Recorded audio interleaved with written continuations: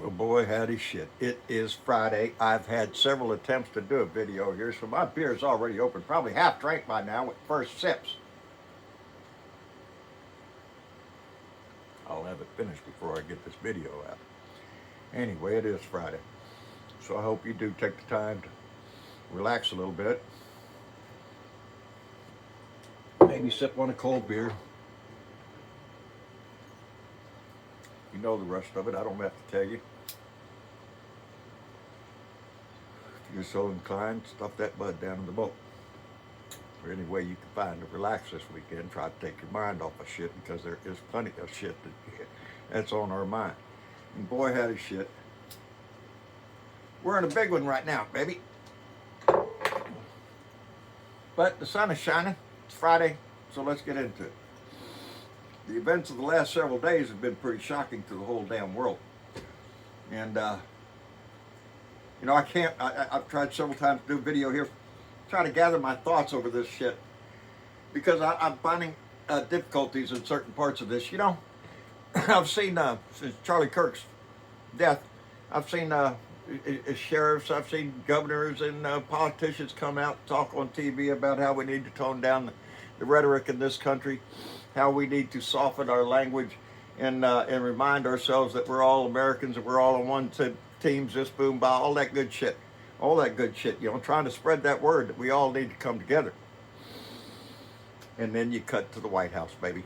And then you cut to the President of the United States. And what does he say? Oh, no, he's not for unifying the country. He's not going to come out and give some words of wisdom to try to calm the nerves of the nation. Oh, hell no.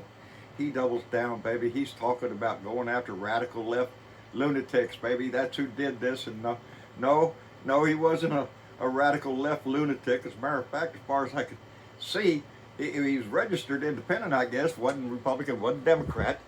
Comes from a very conservative home. So the question is he upset at the president for the way he's acting in office, or is he liberal that hates Charlie Kirk for the bullshit that he spread? And therein lies the part that I have trouble with. We're supposed to have empathy for somebody in a situation like this, and I do have empathy for his family, for his wife and his kids. I feel sorry for him in more ways than one. But I find it difficult to mourn somebody as divisive and hateful as that man was. He was everything that we stand against. Everything. He was a homophobic. He was.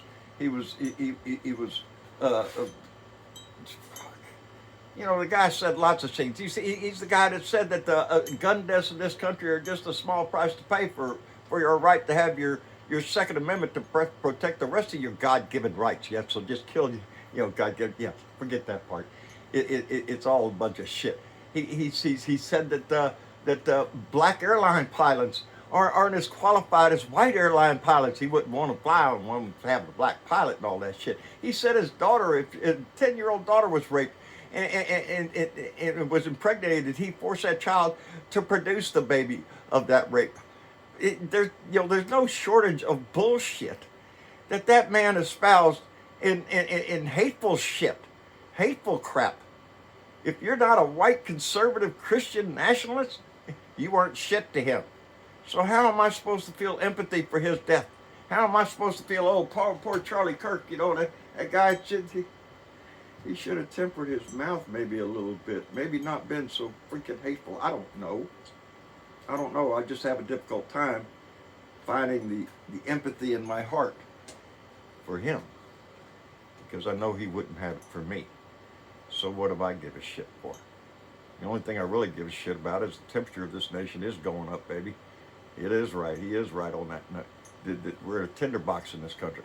I just got done watching a video of some right-wing influencer, got more followers than I do, talking to President Trump about either he starts handling these left-wing lunatics with the military, or he gives them the green light to do it themselves.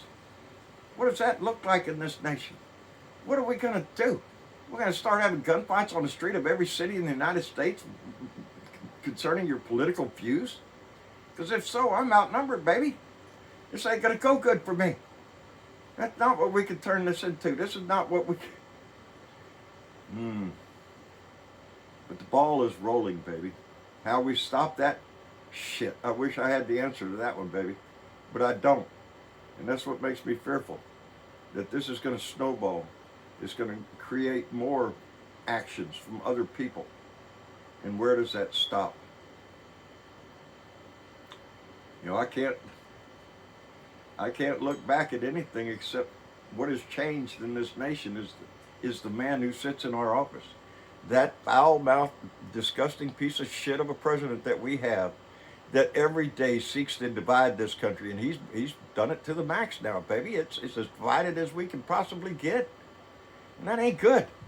So if you're expecting anything from Donnie except more separation, more demonization, and I'm afraid you're going to be disappointed, because the man knows nothing else except division and hate. And as long as that sits in our office, that's what this country is going to reflect.